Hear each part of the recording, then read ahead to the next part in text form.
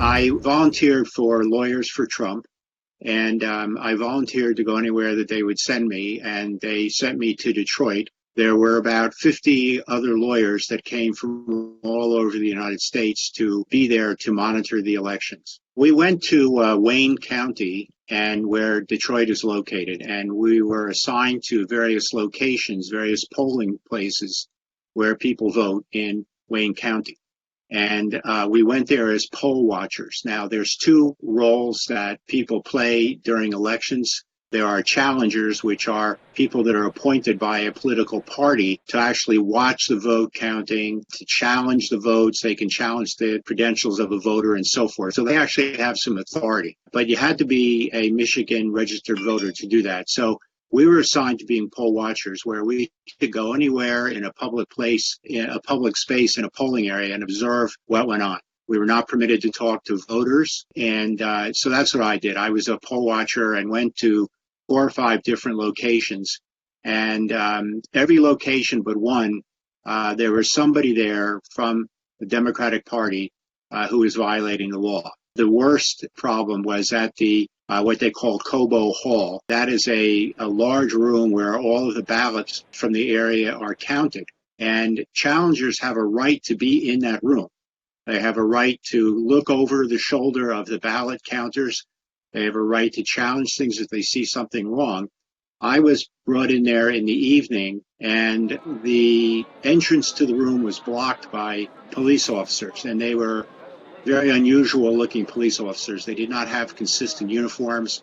Some of them didn't have badges on. Some of them had long hair, which you would not associate with a police officer. But they stopped the challengers from coming in. And I was told that the challengers had requested to come in and it had been denied. So I asked one of the police officers, please bring somebody from, inside the room who's an official to talk to us. And nobody came out for about an hour.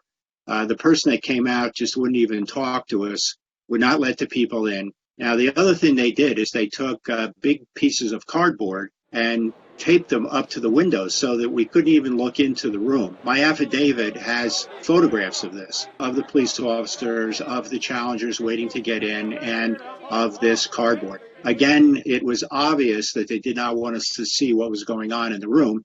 And the challengers had a legal right to be there. Under the law, they had a right to be in that room, and they were denied access, even when I requested that they be allowed to come in. Now, I saw other things. There was one polling place where they were letting people vote in their car, which was very unusual. And the people were directed, it was a big parking lot in this polling place, and people were directed to a tent that had a bunch of people in the tent who were, in my mind, not election officials. They looked like just people from the neighborhood. And a young woman took information from these voters, brought it into the polling place, and picked up a ballot and gave the woman giving out the ballots the driver's licenses of these people. Now, here's the problem. The lady giving out the ballots is supposed to give the ballots to the voter, okay, not somebody else. And the only time that the ballot lady could give out the ballots where somebody had to remain in their car. For example, if they were disabled and they couldn't get out of the car, you had to have a Republican and a Democrat election worker overseeing that and bringing it out to the car to make sure that that was, in fact, the voter.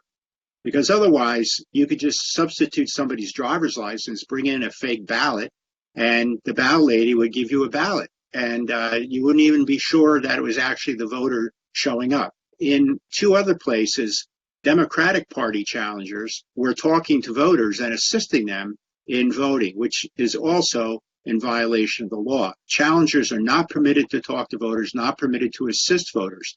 And they were clearly acting as people to assist voters, having conversations with them, telling them where to go. And again, that is not permitted. Only the election officials can do that sort of thing.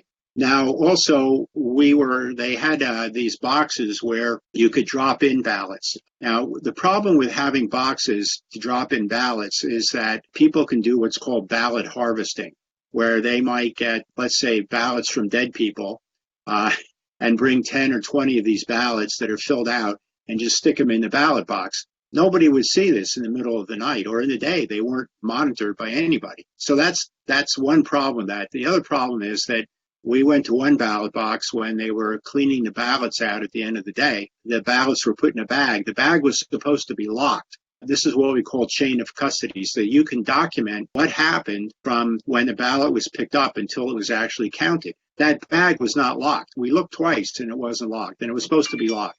And it was just given to a police officer who then put it in his car and drove off with it. So this was, this ranged anywhere from just being very sloppy procedures to being out and out violations of the law. And it was very disturbing to be in that counting hall and see this going on, seeing people that had a right to go there.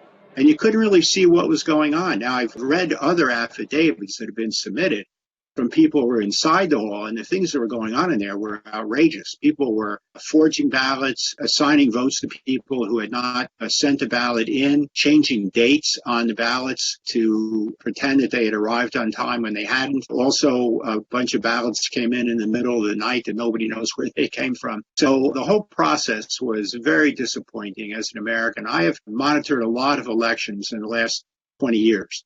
And I've never seen anything like this. Really terrible.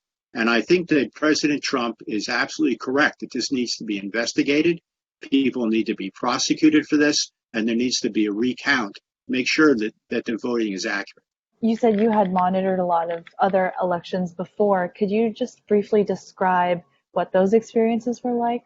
Well, I've done that in New Jersey for many elections, and then also in Philadelphia. And basically, everybody was pretty cooperative. They understood our role, why we were there. Nobody gave us a hard time. We would walk into a polling place. People would let us look around. I never had a problem once I got into a polling place with anybody giving me a hard time. Sometimes you'd see people giving out campaign literature out in front of the polling place, which they're not allowed to do.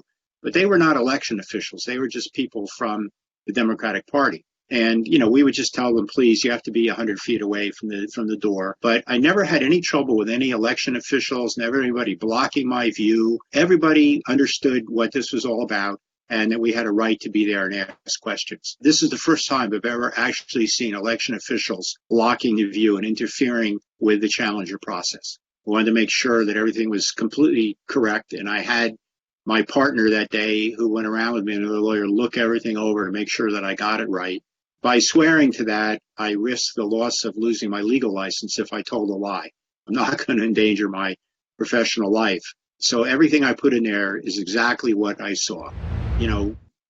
The importance of a fair election is because we have to have confidence that the government represents the will of the people.